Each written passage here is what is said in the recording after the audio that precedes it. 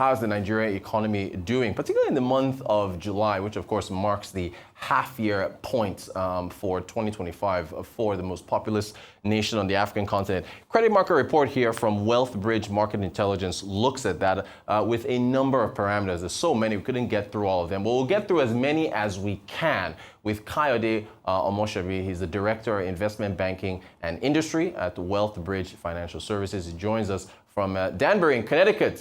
Thank you, Kayode, for waking up so early to join us. Look, let's jump right into your report. I enjoyed reading it. Your report looks at a spike in gold compared to oil for the month of July. We've got a gold ETF, exchange-traded fund in Nigeria on the stock exchange. With all this geopolitical uncertainty and flight to safety, is gold a good addition to an investment portfolio? Yeah, thank you, Rotus. I mean, gold prices reflects the traditional role as a safe haven asset period of uncertainty. The spike obviously was driven from the heightened geopolitical tensions, expectation of monetary easing, and a flight to quality. The ETF gold is a straightforward way for investors to gain exposures to without the complexity of the physical gold storage. But what I will always say is that gold is more of a diversifier rather than a core income generator. It provides portfolio stability and act as an edge against inflation and currency depreciation. So if you look at it, gold has outperformed in the last 12 months, has outperformed many emerging market equities because of volatility spikes and breakdowns for portfolio breakdowns. So what I expect or believe is that as the tension starts to reduce, we expect more flows from the gold into more asset classes like equities and fixed income. But for where we see today, with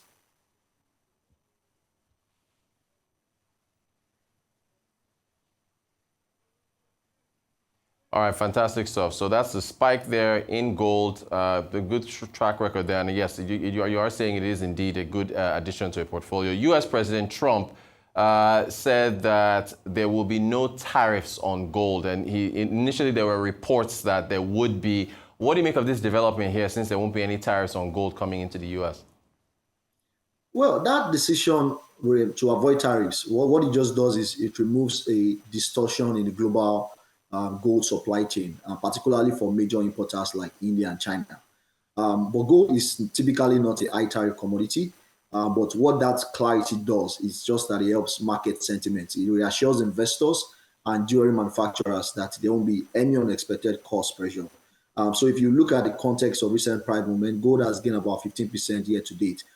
This policy stance supports continued demand for gold from both investment and industrial use. Great. Now, I want to get to exchange rates in Nigeria. Your report does look at the average rate, about 1,529 in June, 1,533 on average for July. How have you assessed the stability of the Naira and its impact? Yeah, so in the last, we've seen that marginal appreciation, right, in the currency. But what's more important is what we've seen with the collapsing of the spread between the official and the parallel markets. That's basically has provided stability in the short term. What has supported that has been from steady oil prices. Oil prices went above $80 per barrel sometime in the month, even though the average still stays around $70 something per barrel. We've also seen improved FX supply, and there's been high inflows from remittance, non-oil exports, and also FPI, portfolio investors, particularly in the equities market. So that stability has been, those factors together has driven the appreciation and the stability we've seen in the FX market. But what we expect to see going forward is the sustainability of it. But we think that with the outlook and the strategy from the monetary standpoint, we expect that the currency stability will remain over the rest of this year. We expect crude oil prices to continue to remain strong. Oil production has also increased from where we are. We've been coming from an average of 1.5, going to about 1.8, and that should also provide some respite to the exchange rates. We've also, climbed back to 40 billion for gross reserves, although your report is showing 39.3 for July. I know we're talking gross and not net, but what do you make of at least the appreciation in reserves, at least for gross? Well, I mean, it's good sentiment. What that accretion has done, it reflects oil revenue inflows. There's been better remittance capture. We've had selective external borrowings. And what that shows is that it's key. The levels offers confidence to both the market and policymakers, and also to the foreign investors that at least, according to what the CBN governor had said, the current reserves should be able to meet about 9 months import cover, and 9 months of import cover, coming from where we have from 6 to 7 months. So there's more stronger confidence and respite in the foreign exchange markets today, with the stability in the FX market and with the accretion we've seen in the gross reserves. Things seem to be moving in tandem. We also have the Stanbic IBTC Purchasing Managers Index, which shows that we've remained above 50, I think, since December of 2024. The PMI also from the CBN is also moving in that direction. Well, what have you made of the PMI numbers and the trajectory so far? Yes. So what is from the PMI numbers, from our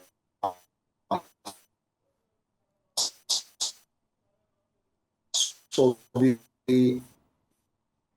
and engagement with the real coming back to what you see, that there's been new orders into FX reforms and cost pressures, and so businesses are beginning to pick up, and we can see that even from the stock market, from financials of companies, that's we've seen that PMI lifting expansion in private sector activity. We expect that to remain a consuming economy, despite the fact that we have fiscal pressures or macro pressures. The consuming economy is very strong, and the truth is that the market is also adjusting to become more resilient. Those who have adjusted to FX pressures or have also changed their balance sheet positioning in a way that fits the macro challenges have also happened. And so we expect this to continue, the momentum to continue for the rest of the year. All right. Kayode, moving to fixed income and money markets, we've seen rates ease from June to July. Is that because of liquidity or the government trying to reduce borrowing costs? I mean, or demand from investors? What's your assessment of the reason for the easing in rates? Okay, yeah, so there are two sides to it, which is what I think. First of all, the body language from the monetary side sort of guides to an easing, but cautious easing. We've had the statement that why there's all the cases to point to monetary easing, the concerns around the month-on-month inflation is the only reason why the monetary policy is holding its stance to cut rates. But if you look at the primary market, the NTB market, what you've seen is that rates have actually declined, an average of 50 basis points on average. That's also been supported by liquidity, and it's liquidity driven. If you look at the subscription rate to the offer, it's over 3 times to 4 times for most of the instruments that were issued last month and even as of last week. There's high FAC disbursement, FAC inflow has increased. We have secure maturing securities, and there's been reduced OMO issuances by the CBN. And all these together are sort of impacted on the liquidity in the market. So for us, we think that, yeah, rate is lower. One, it's majorly liquidity driven, but we also believe that with the views around inflation, and if month-to-month inflation starts to decline, then we would actually see that full body language towards a lower interest rate environment. Should fixed income and money market instruments still be part of a portfolio mix for your average investor in Nigeria?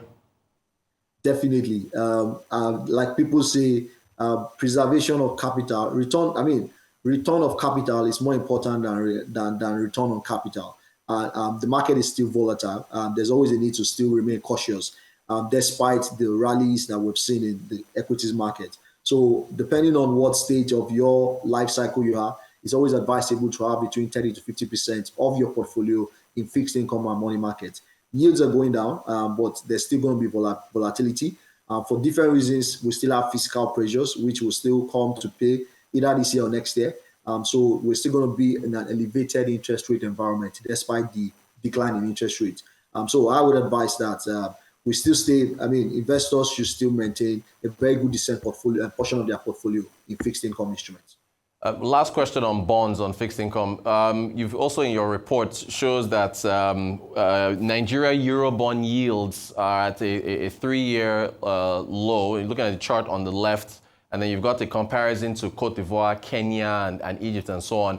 Can you talk about that? Why? Because that, I mean, means lower borrowing costs for the government. But what is driving those yields down? Yeah, so the Eurobond yields, if we look at the trend over the last 5-10 years, there's a very strong correlation between our Eurobond yields and our reserve and also our exchange rate markets. And so what that all tends to show is that there's an improved investor confidence in Nigeria's credit profile. Reason because of high crude oil prices, higher production, and majorly reforms, which you can hear from the international bodies about the fact that there's that prospect for the economy from that reform. So it's a sign of improving confidence in Nigeria profile. Your yields are down to around 8% for some maturities, and that's cheap borrowing costs for the sovereign and potentially Nigerian corporates who actually have offshore funding needs, right? So it reflects global investor appetite for our debt and also expectations of easing in the US. So what that does is also the fact that because of lower interest rate in the US environment, people are going to be looking for higher yields, higher dollar yields. And that's what will also drive appetite for emerging market Eurobonds. But for Nigeria specifically, the macro picture in the short term looking more stable. And we are seeing the investor pricing that into our Eurobond yields. Great. Let's move to equities. As of yesterday, Nigerian stock, the all-share index is at 41.73% year to date.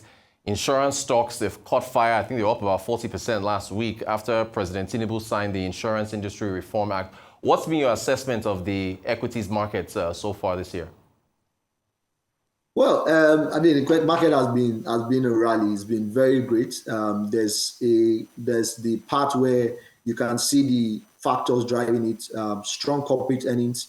There's optimism about reforms, and we also had sector-specific catalysts. Insurance industry, that new Reform Act has triggered also rallies because investors have priced in the expectations of capital expansion, higher penetration, and also stronger underwriting capacity for insurance companies. And you see that reflect in the market. However, we also looked at the market as a whole, and we realized that there's still a need for caution in the market. Some companies who are not even doing as fantastic or are also reporting a loss or have negative earnings are also rallying. Some of them might be driven by stronger corporate actions happening, either a new investor coming on board or a major corporate action. But despite all this and the speculative positions, what we always advise is that there's still a need for discipline in the stock market. We need to look at the financials and look at the sustainability of the earnings of these companies. But it all bodes well to the fact that the equity market is actually mirroring the improved investor sentiments and the environment for the economy generally.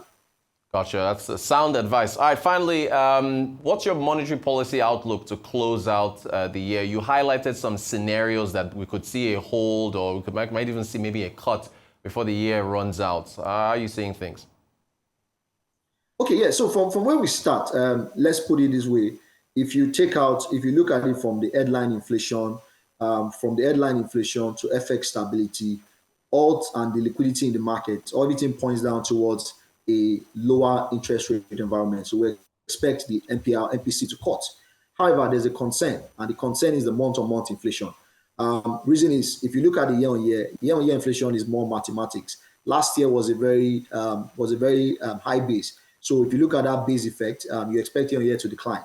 But what we've been seeing, which the CBN, the MPC has alluded to, is the increasing month-on-month inflation, particularly for food and headline. Because of that, we do not expect a major cut in rate. We think sometime in Q4, where we think that because of harvest season, we might see that reduce a moderation in month-on-month inflation, that the CBN would cut rate by about 100 to 150 basis points. That's about 1.5% cut in the fourth quarter of this year. That's where we assume. But if month-on-month inflation goes beyond our expectations, then they might hold off on cutting rates. Kayode Omosebi, Director, Investment Banking and Industry at Wealthbridge Financial Services. Thank you so much for getting up so early to talk to us all the way from Danbury in Connecticut. We appreciate it, and great report. I encourage everyone to get through that Wealthbridge report. Thank you so much for your time.